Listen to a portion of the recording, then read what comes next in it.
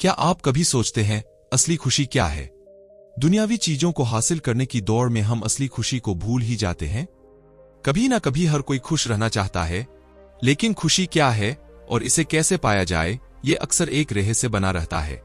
दलाई लामा और मनोचिकित्सक doctor Howard Cutler की प्रेरणादायक किताब द आर्ट ऑफ हैप्पीनेस इसी सवाल का जवाब ढूंढने की कोशिश करती है। यह किताब हमें यह बताती है कि खुशी किसी बाहरी चीज पर निर्भर नहीं करती, बल्कि हमारे मन की स्थिति से ज्यादा जुड़ी होती है। द आर्ट ऑफ हैप्पीनेस हमें अपने विचारों और आदतों को बदलने के लिए व्यावहारिक राह दिखाती है, जिससे हम अधिक स्थायी सुख प्राप्त कर सकें। तो अगर आप भी अपने जीवन में अधिक खुशी लाना चाहते हैं, तो यह किताब आपके लिए हो सकती है। अच्छी मानसिक स्थिति ही खुशी की कुंजी है, कोई बाहरी कारक नहीं। सच तो यह है कि हर कोई अपनी जिंदगी का ज्यादातर हिस्सा खुशी की तलाश में बिताता है। ऐसा लगता है कि यह एक निश्चित भूमि है जो बहुत दूर, रहस्यमय और अस्पष्ट है।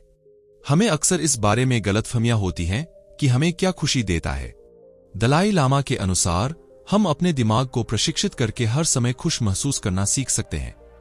बाहरी घटनाएं किसी व्यक्ति के क्षणिक आनंद को प्रभावित कर सकती हैं, लेकिन हमारी खुशी का स्तर कुछ ही समय बाद अपने मूल बिंदु पर वापस आ जाता है।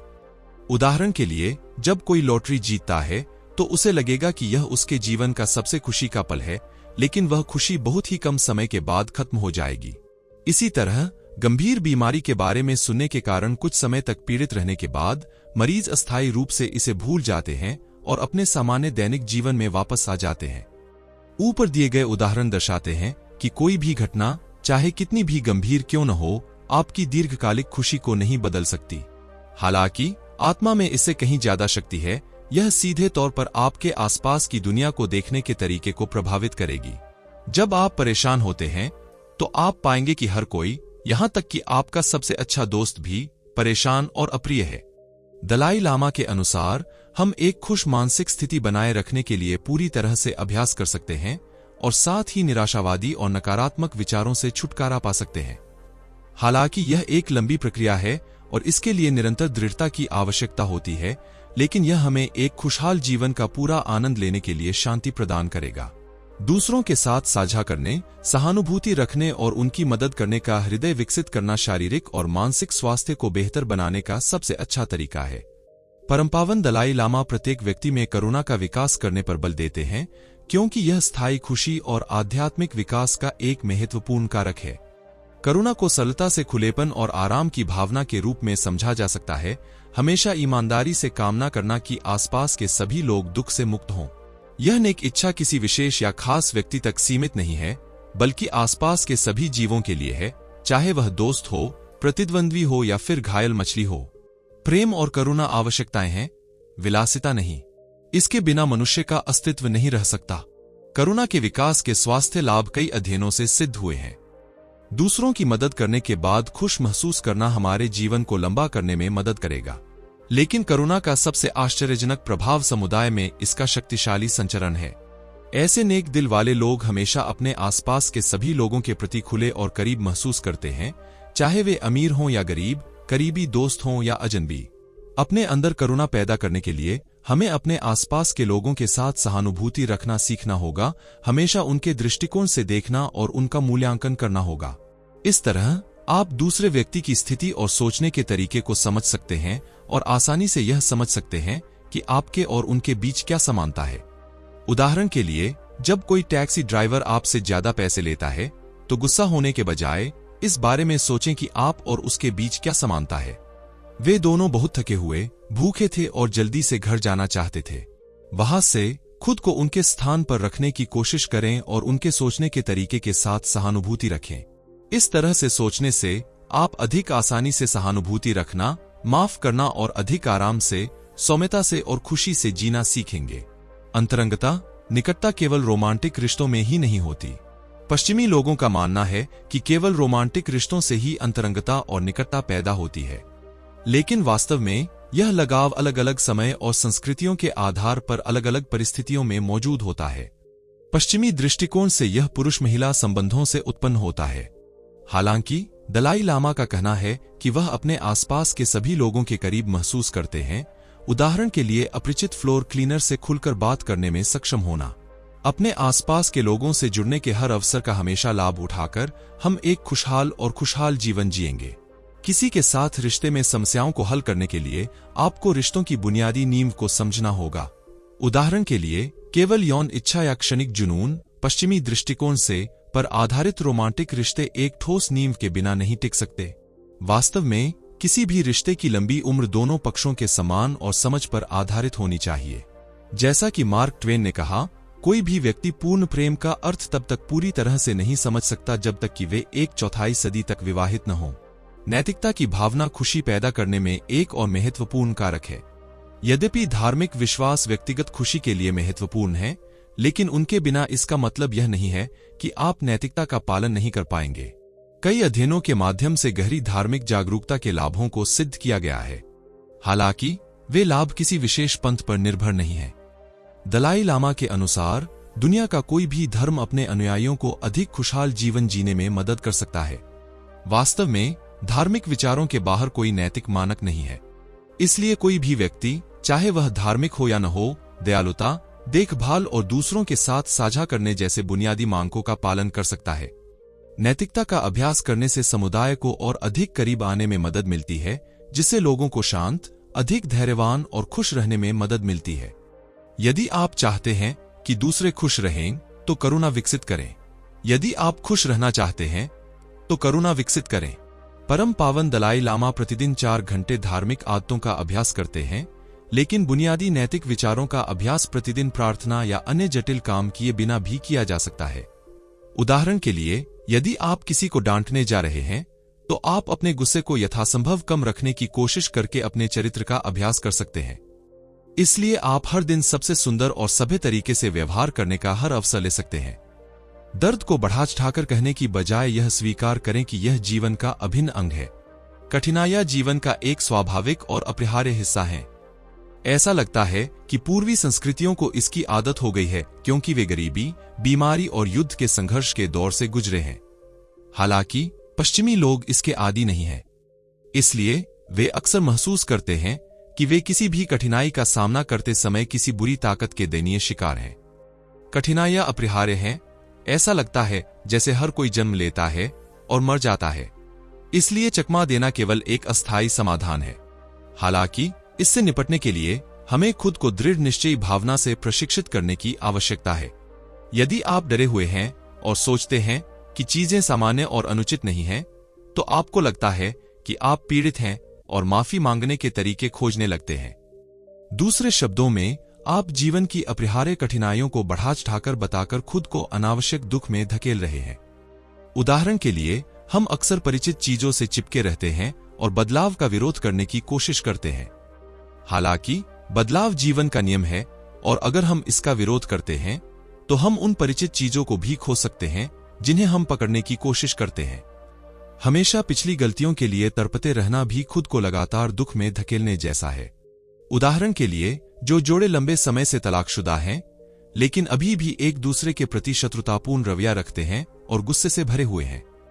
अंत में, कठिनाइयों को शांतिपूर्वक स्वीकार करने से हम उनका सामना कर सकते हैं और उनके कारणों का पता लगा सकते हैं, जिसमें यह भी शामिल है कि क्या आप उनमें योगदान दे रहे हैं, जिससे दर्द पर धीरे धीरे काबू पाया जा सके।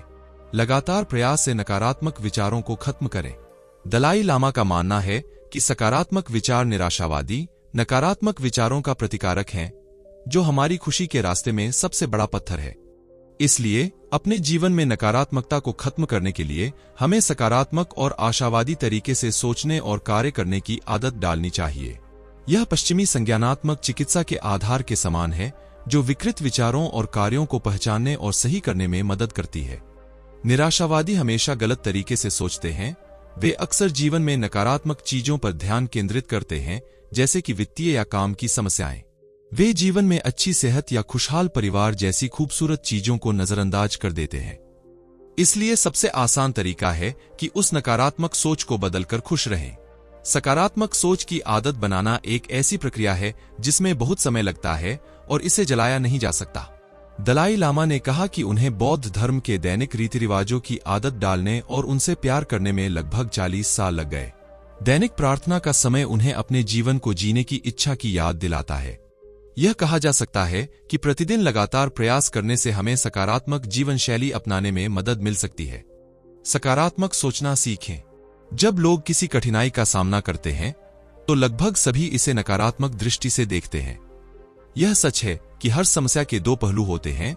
यह इस बात पर निर्भर करता है कि हम इसे अलग अलग कोणों से कैसे देखते हैं। उदाहरण के लिए, हवाई जहाज पर शोर मचाने वाले और परेशान करने वाले व्यक्ति के बगल में बैठना धैर्य और सहनशीलता का अभ्यास करने का एक बढ़िया अवसर हो सकता है। जीवन में जब भी कोई बाधा आए तो दुख में डूबे रहने और यह सोचने के बजाय कि हमेशा मैं ही क्यों, इसे मजबूत बनने के अवसर के रूप में देखें। हर कठिनाई में आगे बढ़ने के लिए एक स्प्रिंगबोर्ड खोजें। अपने दृष्टिकोण को आसानी से बदलने में सक्षम होने के लिए हमें हर चीज के बारे में सोचने का एक लचीला तरीका अपनाना होगा। हर कोई कठिनाइयों का सामना करते समय चीजों को देखने के तरीके को बदलने की कोशिश करके इस लचीलेपन का अभ्यास कर सकता है। लचीले सोच वाले लोगों को कभी कभी अनिर्णायक और अस्थिर माना जाता है। हालांकि क्या आप सबसे अच्छे से एक कठोर लेकिन लचीले सिद्धांत का पालन कर सकते हैं?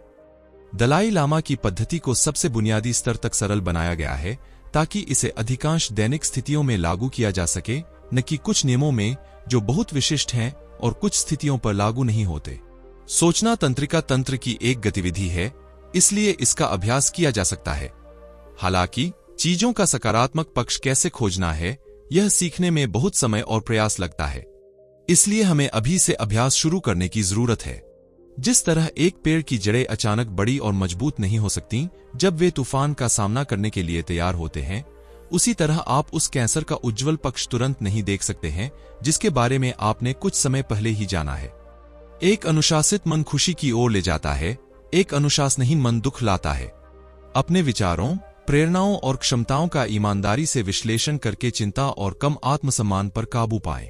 डर और चिंता ऐसी चीजें हैं जिनसे लोगों को हर दिन गुजरना पड़ता है। हालांकि जब ये केवल एक स्वाभाविक प्रतिक्रिया नहीं होती बल्कि गंभीर और लगातार हो जाती है, तो ये कई तरह की मानसिक और शारीरिक समस्याओं का कारण बन सकती हैं, जिसमें प्रतिरक्षा प्रणाली का बिगड़ना और हृदय संबंधी रोग शामिल हैं। चिंता के कई कारण हो सकते हैं। इस समस्या को हल करने के लिए दलाई लामा ने मानसिक हस्तक्षेप के माध्यम से मानसिक प्रशिक्षण की पश्चिमी पद्धति के समान ही काम किया। वह तनावपूर्ण विचारों को चुनौती देना और उन्हें अधिक सकारात्मक विचारों से बदलना पसंद करते हैं। कभी कभी कुछ ऐसी विशेष रोजमर्रा की परिस्थितियां होती हैं जो चिंता का कारण बनती हैं। उदाहरण के लिए, जब आप अपनी वस्तु को डेट पर ले जाना चाहते हैं। ऐसे मामलों में आपको यह सोचना चाहिए कि आप पहले स्थान पर नौकरी क्यों करना चाहते थे। वहां से आप महसूस कर सकते हैं कि आपकी प्रेरणा कीमती और सम्मान के योग्य है और वह प्रेरणा आपको अपनी शुरुआती चिंता को दूर करने में मदद करेगी। जैसा कि प्रसिद्ध कहावत है, जब आप हार मानना चाहते हैं तो सोचें कि आपने शुरुआत क्यों की। अत्यधिक चिंता अक्सर कम आत्मसम्मान से संबंधित होती है। दलाई लामा के अनुसार इस भावना के लिए सबसे अच्छी दवा है अपने और अपने आसपास के लोगों के साथ अपनी क्षमताओं और सीमाओं के बारे में ईमानदार होना। यदि आप अपनी सीमाओं को पहचानते हैं और स्वीकार करते हैं, तो आप आत्मसम्मान का त्याग किए बिना आत्मविश्वास के साथ अपनी कमियों को स्वीकार कर सकते हैं। कभी कभी हीनता की भावनाएं आत्मघृणा का कारण बन सकती हैं। कई दुर्भाग्यपूर्ण आत्महत्याएं इस भावना से उत्पन्न होती हैं कि आपके सबसे अच्छे दोस्त का अस्तित्व बहुत बेकार है। इस खतरनाक मानसिक समस्या का उपचार वास्तव में काफी सरल है।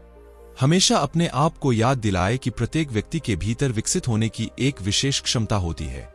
यह सोच तिब्बती लोगों की रोजमर्रा की सोच में गहराई से समाई हुई है। यही कारण है कि आत्मघृणा उनके समाज में एक गैरमौजूद शब्द है।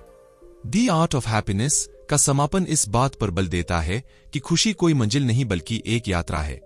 खुश रहना एक निरंतर सीखने और अभ्यास करने की प्रक्रिया है। दलाई लामा हमें याद दिलाते हैं कि जीवन में उतार चढ़ाव आते रहते हैं। कभी कभी दुख और निराशा भी जिंदगी का हिस्सा बन जाती है, लेकिन इन परिस्थितियों में भी हम अपने मन को प्रशिक्षित कर सकते हैं और सकारात्मक दृष्टिकोण अपना सकते हैं। किताब के कुछ मुख्य संदेशों को याद रखें। खुशी का निर्माण आंतरिक शांति और सकारात्मक सोच पर आधारित है। करुणा और दूसरों की मदद करने का भाव खुशी को बढ़ाता है। हर परिस्थिति में सकारात्मक सोच अपनाने का प्रयास करें। ध्यान और मनन जैसे अभ्यास खुशी को बढ़ावा देते हैं। दलाई लामा का मानना है कि खुशी का मार्ग सरल है, लेकिन इसे हासिल करने के लिए निरंतर अभ्यास और धैर्य की आवश्यकता होती है। द आर्ट ऑफ हैप्पीनेस आपको इस यात्रा में आपका साथ देती है और खुश रहने के लिए जरूरी ज्ञान प्रदान करती है। दोस्तों, आपको ये बुक कैसी लगी और आप कौन सी बुक सुनना चाहेंगे, हमें कमेंट में जरूर बताएं। धन्यवाद।